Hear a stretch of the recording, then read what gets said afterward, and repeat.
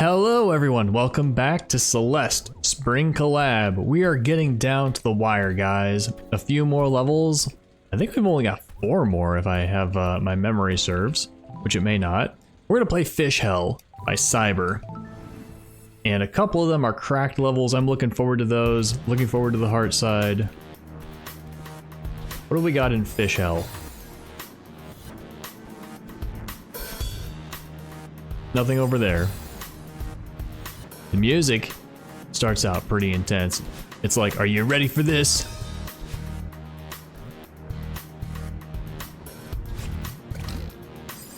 Alright, I see. Let's get a start by dashing. Oh. Oh. Nope. And then dash again. Wait, what? No, that's where we explode it. Maybe not.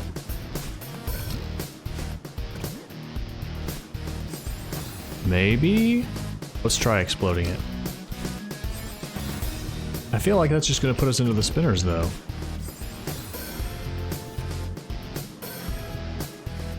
There's a second spring. So... looks like we gotta dash into it.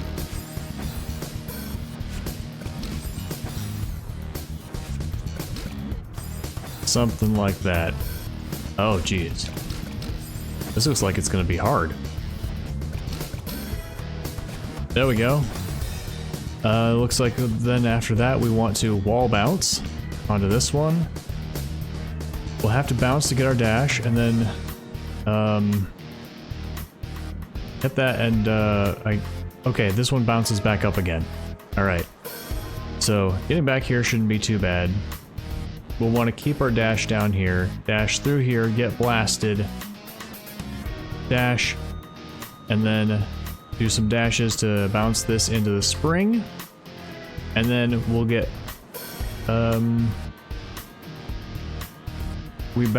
we get past it faster, dash to the crystal, dash back, then to get exploded. This is a long room. Save state time.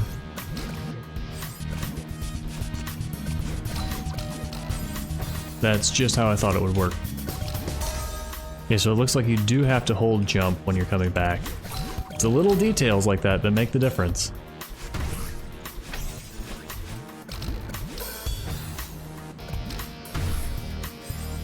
I mean, that would work even without the crystal.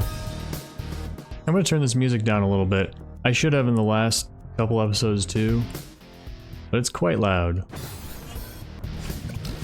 Another one of those moves.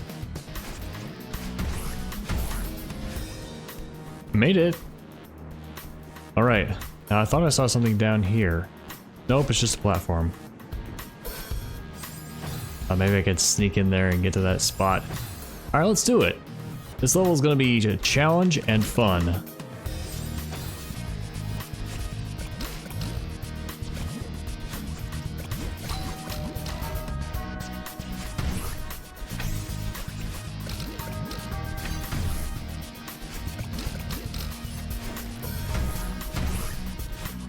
Alright, not too bad, as you can see by the timer. Oh, I thought it was going to be tougher than that.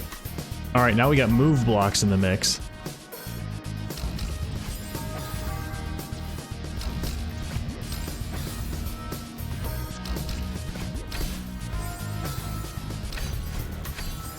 That seems to be how we can get this started.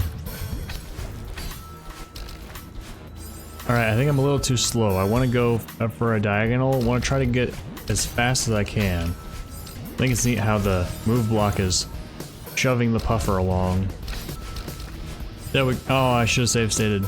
I'm gonna assume that I have to go as fast as I can.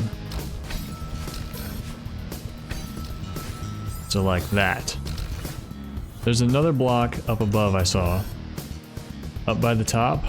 It's a falling spring block, so we probably need it to fall. It looks like our move block still pushes the puffer. Oh, I see. The puffer will stop. The move block is still going below, but the puffer is no longer in front of it because of that spring down at the bottom. So we have to grab the spring block at the top.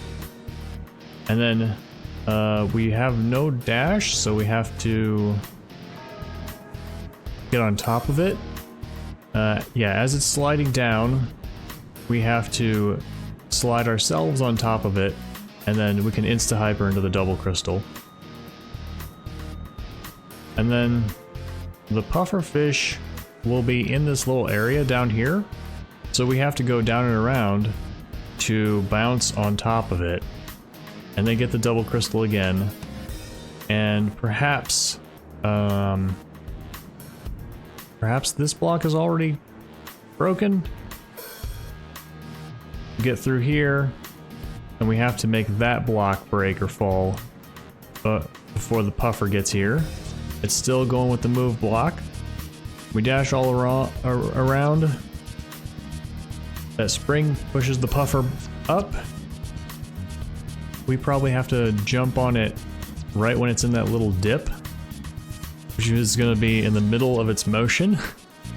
So we might have a dash to be able to do that precisely. And we dash through. We open the door and the puffer gets through, and then we get blasted over here to the end.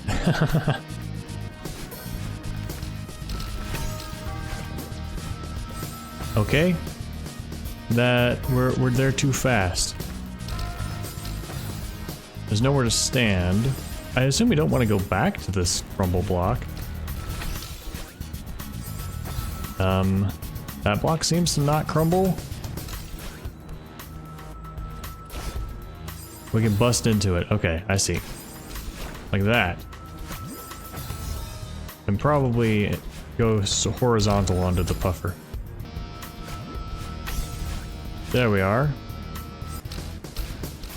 Oh, that part's fun. Alright, I see. We get that lower crystal. We dash up into the upper one, and then we use that to get around.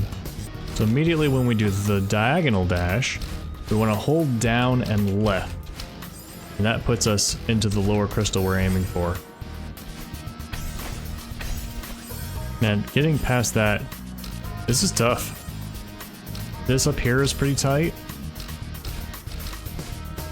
But also I haven't made it through that wall bounce even once.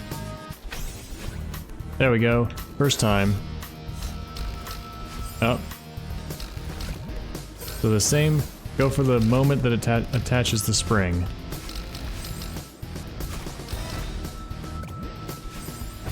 Wait. Am I supposed to get puffed there? Oh wait. Yeah.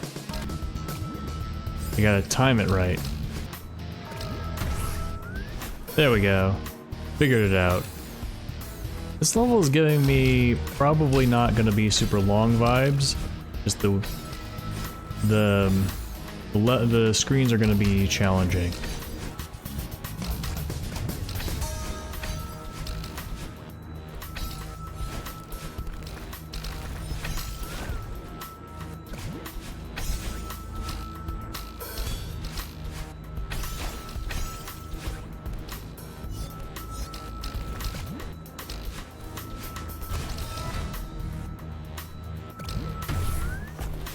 Alright, I made it. Oh no! Please don't put me back in the...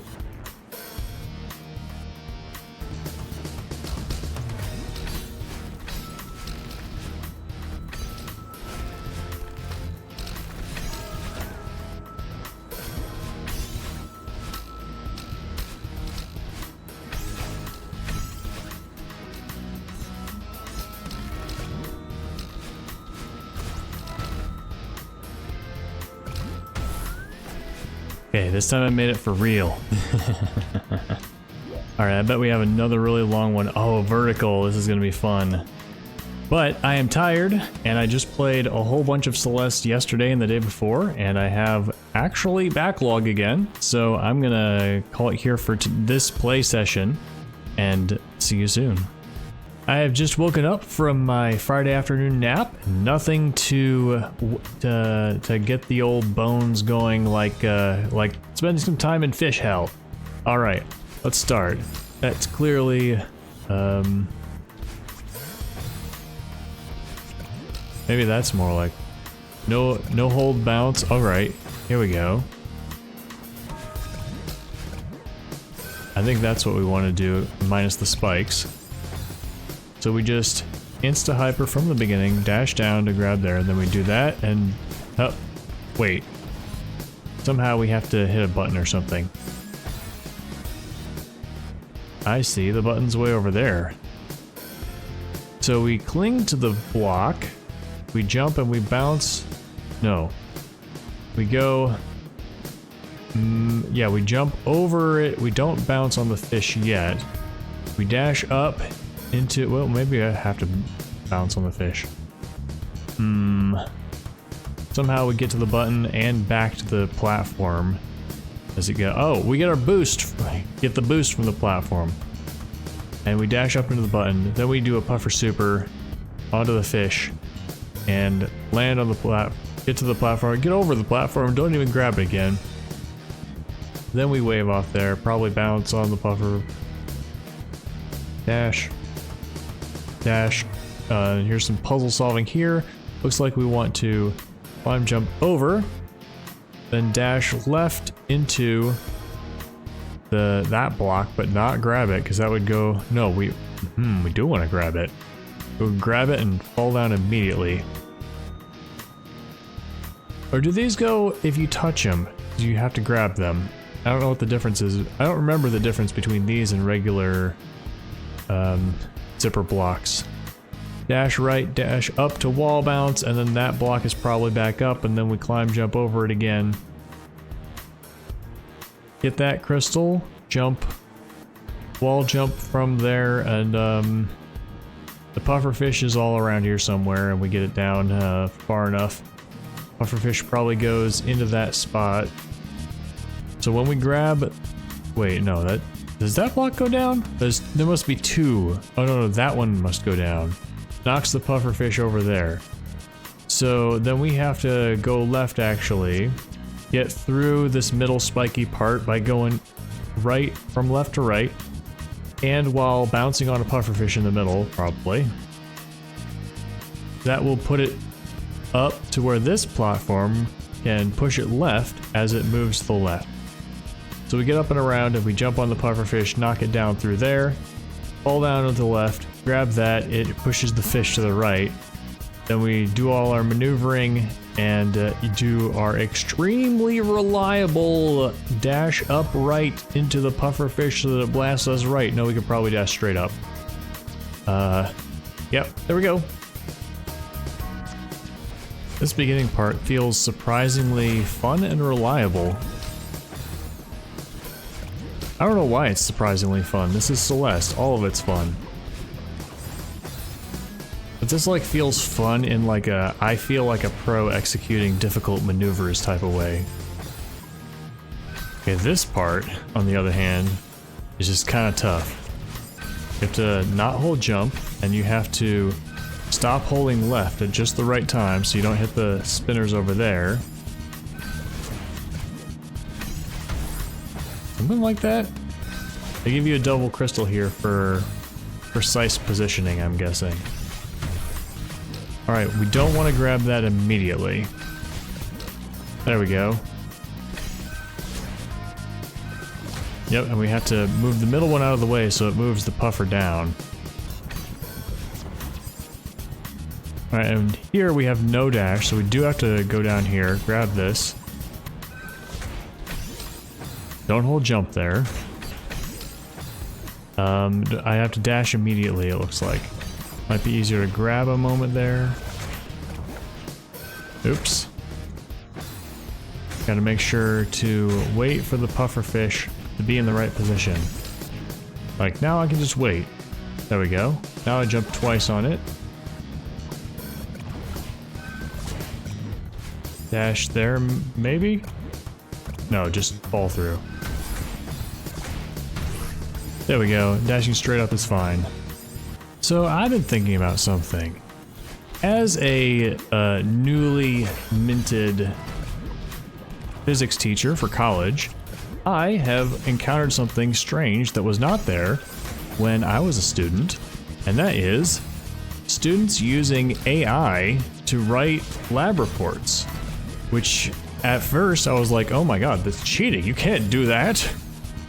But then thinking about it, I'm like, well, for one, how am I going to enforce not using AI? And there are a lot of, there are strategies like, you know, do your work by hand, do quizzes in class, you know,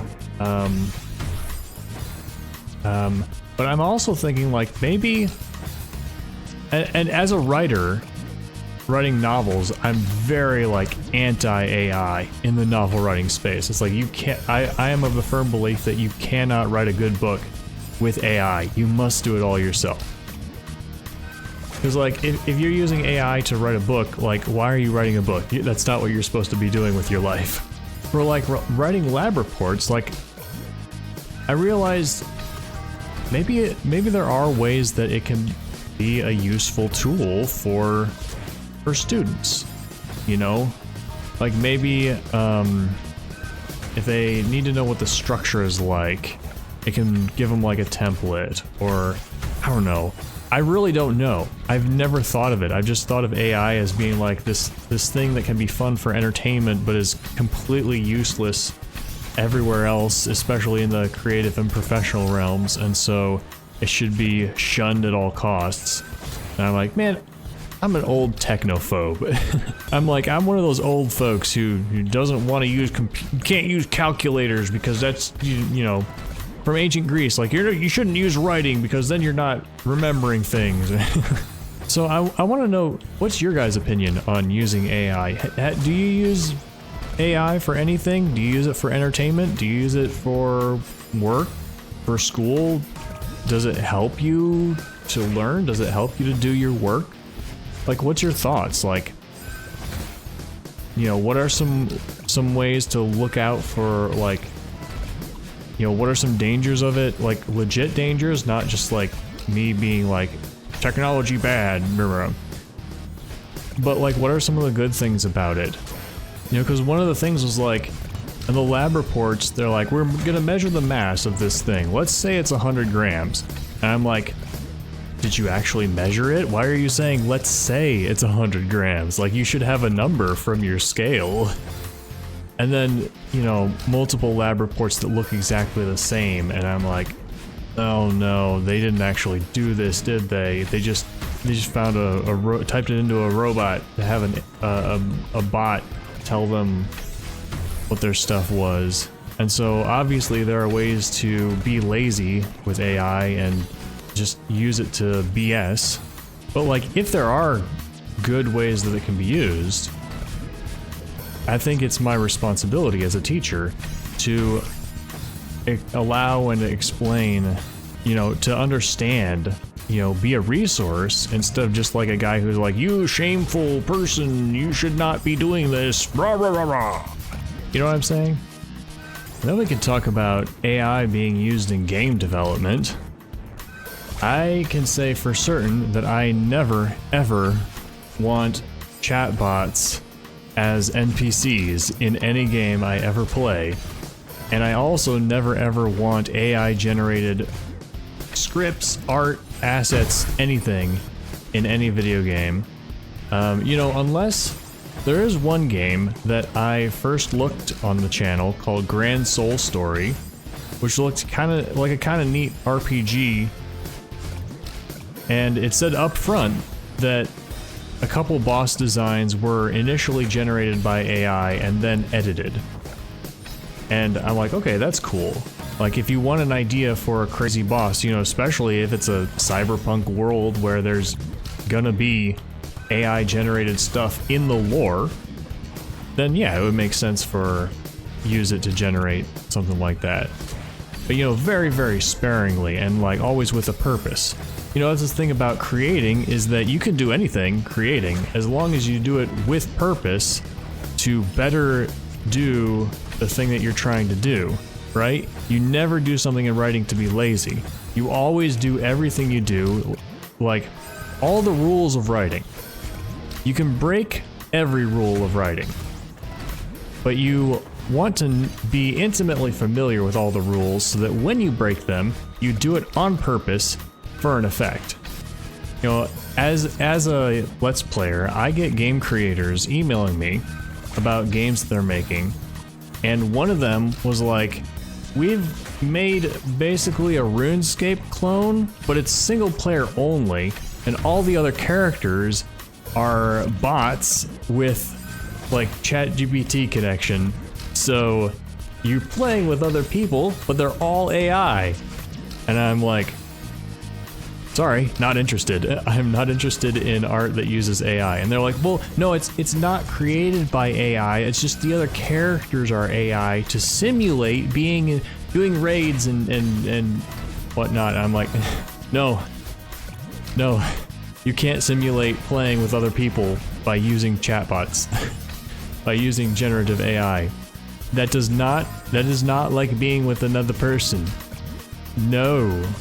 But also, that's like really icky, because people are real, and if you want an experience with other people, like go play an MMO, you know, go play an actual game where there are other people you're hanging out with, because that is not a part of experience that we want to simulate. That is something that we have always been totally fine with. There are real people in real life. If we want to have the experience of spending time with real people, let's do it with real people. Let's not have chatbots for that. You know, one thing that I think AI is doing, and we complain about the, you know, image places and whatnot being flooded with AI content, but like, it's not a new phenomenon for content places to be flooded with slop. There have been content mills like since internet advertising was discovered. You know, people who are like, oh, I can get money by doing SEO and having eyes on my web page regardless of whether there's anything good there. And then so they just churn out tons and tons of horrendous content, or even like semi-good content. Oh, come on. And it's that same mentality that is happening with AI users. They're like, oh hey, I can make more content, and it doesn't have to be good at all, it just has to be search engine optimized. So people will come to my website and look at my advertisements, because that's all I really care about. I am obviously speaking as the voice of these other people, not as myself. Then they flood out all the legitimate content, and it's just hard to find anything that isn't slop, or nowadays isn't AI generated. And again, that's not a new problem. It's just AI is exacerbating a problem that already existed. Which the basic problem from a human nature standpoint already existed long before then. It's people want to take shortcuts and not actually work for benefits. And they don't care if they're crowding out actual good work in the process.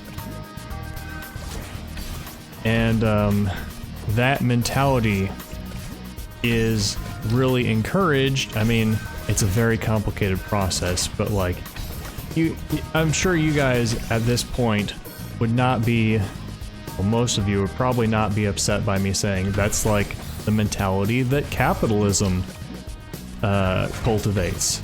You know, it's all about, you know, capitalism is power of monetary success. And so the winners are those who make the most money, regardless of how they do it. And so it incentivizes people to take as many shortcuts as they can to make money. Or to get money, I should say. Regardless of whether they're contributing anything of value. And, obviously, that's not... Come on, let's do it! Yes! That's not all that happens with capitalism. There's always also, you know what? I made it. You know, there's also lots of different types of opportunities that didn't exist before capitalism, and lots of technologies that didn't exist that came about through this system. But to anyone who thinks, you know, especially the generation before me who grew up in the Cold War, who thinks that, oh, capitalism is the good way, that it is the maximal freedom and is the best possible world and is the one way for people to have freedom and express themselves and grow as individuals. I think AI is really bringing out the lie to that narrative. The fact that no, it is not what the propaganda says. And so, you know, in some ways, I hate to say it, I shouldn't say it like this. I don't know if I want to say it like this, but like the worse that AI makes it, the more people will realize, hey, maybe it's the whole capitalism thing that's the problem. Or maybe not. Who knows?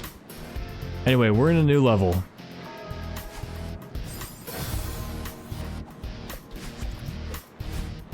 Am I supposed to explode there? I suppose so.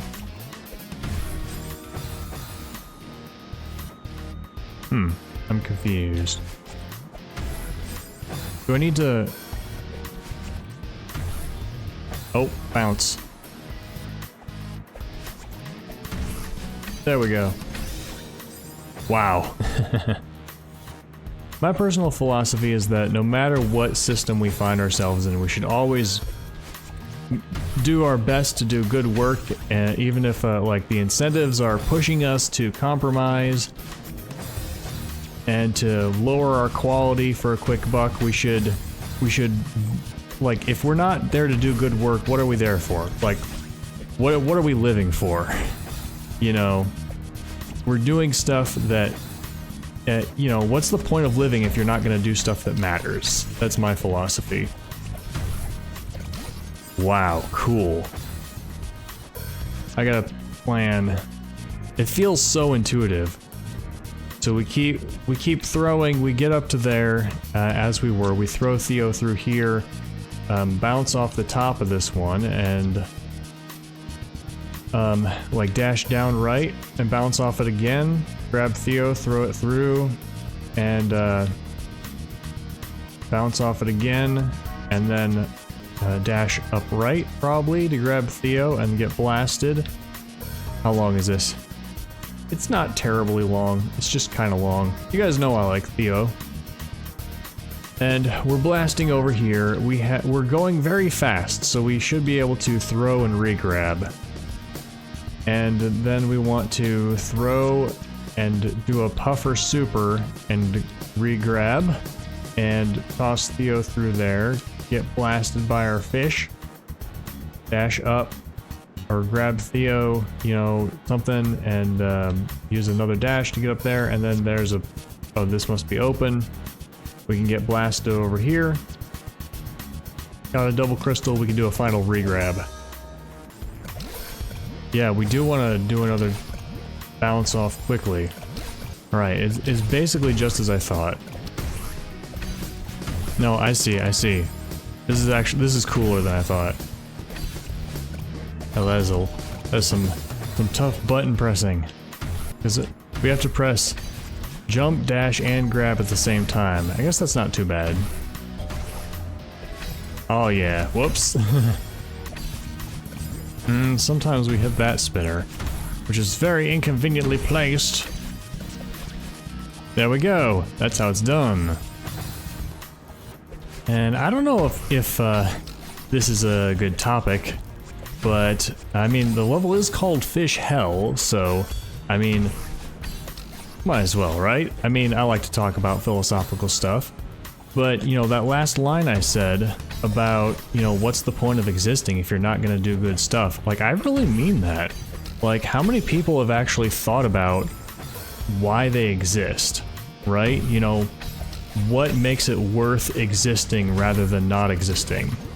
And that's a really heavy topic, and that's why I was wondering if I should bring it up while playing this. But you know, I think it's a worthwhile topic, because like, I have asked that question. I have, you know, and for me it was, you know, I've been through some pretty bad depression, and you know, part of the getting through that was to like recognize my own mortality and have some perspective that's like, okay, well, I'm going to die, I'm alive, you know, what is the point of being alive?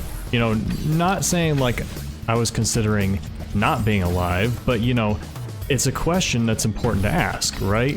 If we accept the premise that I am going to be alive and exist, then, you know, what reason can I come up with to justify that?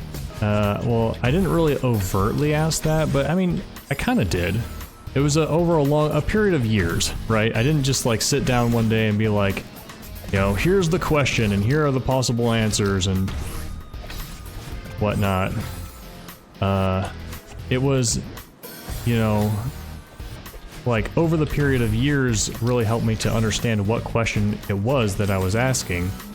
Or every now and then I would think of like, you know, I would react to something that someone did that was like selfish or nonsensical, and I'd be like, if that's how you're gonna, like, what makes you think that that is like that type of behavior? Why would you do that type of behavior? You realize that you exist and you have your actions have consequences in the world that affect the rest of us. So why would you spend your existence doing something like that that makes no sense? That's just like, it may benefit you a little bit in the short term, but is objectively harmful to the rest of the universe. You know, and for me, eventually, I keep wanting to talk about it like, oh, and the answer that I came up with was, no. It is, I came up with it unconsciously over a period of years. So just be that clear, but like, you know, I do now have a strongly developed sense of like, what I do has got to be worth it, right? I'm alive, I exist, and so what I spend my time doing, whether it is writing books, learning physics, playing video games, or masturbating, you know, it's got to be because it matters because it helps make the universe as a whole a better place. You know, whether it's me benefiting without anybody else being harmed, or whether it is benefiting other people as well. You know, it's like, if there's not a net positive to the universe, then why would I do this thing? You know, the idea of existing in a vacuum, it's like you against the world, that just doesn't make any sense to me. That is, there's nothing reasonable about that. There's nothing, like, it doesn't make sense within the context of all of reality existing for real. It's a very, like, you know, in order to think that way, you have to like not have thought about it, right? You know, and that circles back to the original reason I came up with this idea, is that so many people just haven't bothered to ask themselves the question, why do I exist? What makes my life worthwhile? You know, because we really have this cultural thing where we're supposed to say, oh, you're worthwhile because you exist, and that's all that it takes. And you know, it makes sense from like talking about other people. You know, you have to say that other people matter because they exist, because I mean, that's, you know, it's you saying that, and so that's about you. That's about your relationship with other people. It's like, oh yeah, your right to exist, like, you're valuable because you exist, and that's part of my values. You know, that's part of our cultural values. But that's only from other people. You know, that's other people's responsibility to validate you. That's your responsibility to validate other people. But when it comes to yourself, you know, when it comes to me, myself, I need to justify my own existence to myself. You know, there's when I'm thinking like, okay, Chris, what are you doing with your day today? What are you doing with your time? If I just tell myself it's fine to exist and then that's all I have to do, then for me, that's an excuse not to do stuff. You know, that's an excuse, okay, well, if all I have to do is exist, then I don't have to write, I don't have to be a good role model in my YouTube channel, I don't have to, you know, because I'm valuable just because I exist. And that goes contrary to what I have found with what matters to me, which is that existence is an opportunity for the universe to improve itself. Like, we are, each of us, I, you, and everyone, we are opportunities for the universe to experience and improve itself. And it really does feel like to me that the only reason not to think that way would be just because you haven't thought about it. And, you know, that's why I think it's really important to think this question. Again, it's not, why should I exist objectively from an impersonal perspective, because I don't believe in such a thing as an objective, impersonal perspective. To people who are worth having in your life, you are worthwhile because you exist. To me, you are worthwhile because you exist. But the question is, to you, what makes your existence worthwhile? And if you ask that question, like, the only type of answer you can come up with are answers that are beneficial to existence, to the universe, to yourself and the community and other people. You know, because if someone comes up with the idea that, oh, I'm worthwhile because I win over those other people and I make a bunch of money and they don't, I can't imagine anybody coming to that conclusion, honestly. You know, that makes no sense from an objective or even subjective perspective. So, moral of the story is, use your talents and interests and skills to do good work. And don't, you know, I know money is stressful and all kinds of things are stressful, but the real goodness of the world, of existence, comes from doing good work and doing good fun, and, you know, really embodying the spirit of the universe that wants to make the universe better. You know, whatever you do it well, and, you know, do things that you love what you do it good, even if it would be more profitable for you or your boss to cut corners and do poor quality. Good quality is always worth it. You know, and whatever you do, whether it's making games or drawing or writing books or being a scientist or working at a factory or a mechanic or post office or whatever you do, you know, you can always learn, like, the best ways to do it. There's always ways to, you know, understand what it is you're doing and get into the details and find ways to do it better. You know, find ways to improve quality. You know, everything has so many nuances and so many interesting details. You know, I think about physics, which I've learned. You know, there's quantum physics, which is the physics of particles, like electrons and atoms. And there's Schrodinger's cat, which everybody knows about from anime and whatnot. And, but that's just like the very beginning, you know? There's a thing called the wave equation, or the Schrodinger equation.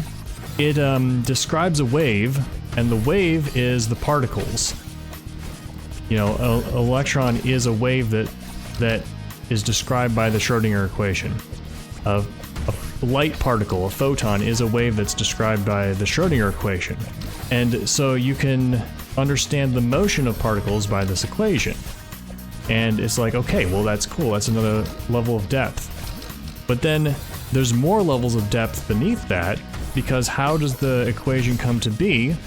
Well, it comes to be from conservation of energy and a process called the Lagrangian method, which has to do with a basic principle underlying all motion in the universe called the principle of least action, which you can use to create an equation that involves conservation of energy. And that equation tells you how the system moves. You know, that equation is the equation of motion. One of those equations is the Schrodinger equation. Other equations are the harmonic oscillator equation. F equals ma comes from that. You know, if you've taken high school or college physics, F equals ma. That equation doesn't just come to us from on high in holy texts. There's a process for finding it. And so then you understand how the Schrodinger equation is derived in such a way, in that way. It also involves momentum. So combining the central principle of quantum physics, which is the uncertainty principle, which if you've played Outer Wilds, you know a very little bit about.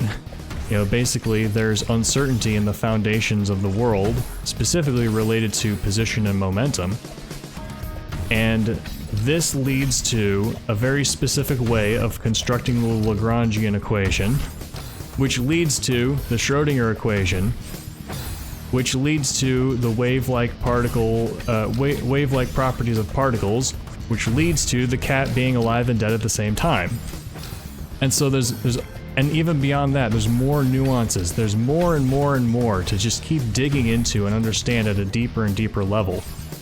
And, you know, I chose quantum physics as an example because, I mean, if I know quantum physics, then why not choose it as an example, right? But the same thing is like if you're a car mechanic and you start out by, you know, learning how to drive a car and change the oil and open up the hood and you take pieces apart and you put them back together again. And you're like, or you know, as a kid, you take apart a radio and then you put it back together again and it works. It starts out like you haven't done anything, you've just copied. But get to the point, I'm having a lot of trouble with that part of the jump. You know, that's your first step. And then after that, you learn, okay, why does this piece go here? And why, you know, how does the gas flow through these tubes to the engine? And why is it positioned this way instead of that way? And, you know, the more you learn, the more you realize there's so much interesting stuff that goes into this. You know, whatever it is. You know, if you're working at a factory, there's plenty of opportunity. You know, I worked at a factory for a couple of months, and I felt like there was so much to learn. You know, I wasn't designing anything, I was just putting pieces into circuit boards. But, like, you know, I would get a task, and it would tell me what company the task is from, but it wouldn't tell me exactly what I was making. So then when I went home, I would look up, okay, what does this company make? Okay, so now I know that when I do this job, I am making a washing machine. And every one of these chips I put together, somebody gets a new washing machine. And that part of the job was fun. I loved helping people by making stuff that they use. I'm like, okay, well, this chip goes into a motorcycle mirror, right? Because you need controls to be able to move the mirrors. And, you know, even though I don't drive a motorcycle and I never care to, I'm like, and I, you know, don't know much about the culture of driving motorcycles. I'm like, you know, every time I build one of these, somebody gets something in their life that makes their life more fun and have better interactions with their community and do racing and whatever you do with motorcycles. So the bottom line is, whatever you do, there's always something to appreciate about it. So there's always things to learn about it that are interesting and fun and make it feel more worthwhile. Because, like, there's the other side of the factory was the fact that you're expected to arrive every day at 6 a.m. and you stay for this long and you have your break at this time for 30 minutes exactly, and you know, at the end of the day, at the end of my shift, there was often a line of people waiting at the clock out machine for the clock to turn over to 3 o'clock. And, you know, I was like, guys, what are you doing? And they're like, well, we don't want to be the one to... I'm having so much trouble with that jump. We don't want to be the one to rock the boat or whatever. I'm like, come on, it's 2 minutes before 3. And then I would go and scan out. You know, and like, I liked the work. I liked making things, making people's lives better. I did not like the people and the culture. And you know, the expectation that, oh, you're here, you're the factory, this is the factory's time, not yours, and you're making stuff for the factory, and the factory pays you money in return. You know, that was really the relationship. Like, they wanted you to be labor, basically. Whereas I rebelled against that, and I was like, you know, I'm not labor, I am making washing machines, and I'm doing things that are worthwhile. You know, so especially if you have a job, and you know you're comfortable with your place with the other people at the job, then it's probably easier to start asking the questions like, okay, well, why are we making this, and who's benefiting from it, and you know, for the talk about like, I want to know how I'm making the world better by doing this. You know, I want to learn more about that. And I'm sure the people around you will be like, well, some of them will be like, this guy's kind of weird. You know, we'll talk about it for whatever. But some of them will probably be very happy to talk about this stuff with you. Made it! Oops. We might be done. This might be the last room. Uh-oh. Are we gonna get waves? Maybe not. No! I'm trying to throw it through. I don't have the Theo throw radius memorized very well. I want to go straight through? I think I do. Yeah. Now what? I can't see. No, I wanted to grab the wall.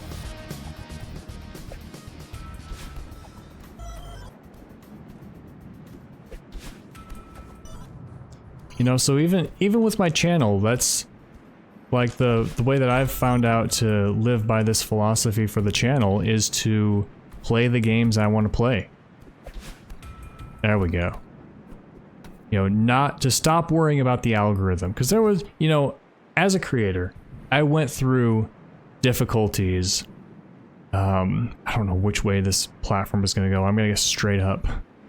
You know, I went through the challenge of, you know, there's people who make it big, and then they play certain games at certain times, and then they make their thumbnails this way, and they make their videos to be this long, and then they act this way during these things. And you know, should I talk more about boobs? And my channel has become so much more fun in the past few months that I've stopped caring about any of that. I just do what's fun. And you know what? It may be coincidence, but at the very least, it has not harmed the channel at all. But I feel like I've gotten more views since then. It's not important, but like I feel that since I stopped caring about views, I have gotten more views. I'm having fun. I'm doing what I want to do with this channel, even if it means talking about heavy stuff like why do you exist? And so that's gonna be it. That is Fish Hell Fished. Did it.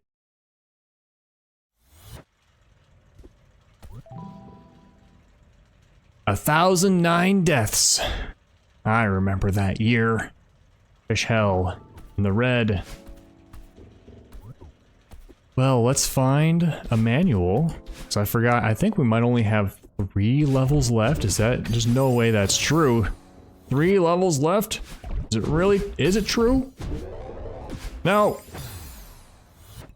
Okay. 1, 2, 3. Only 3 levels. So next time, we'll make our way to Forest of the Ancients.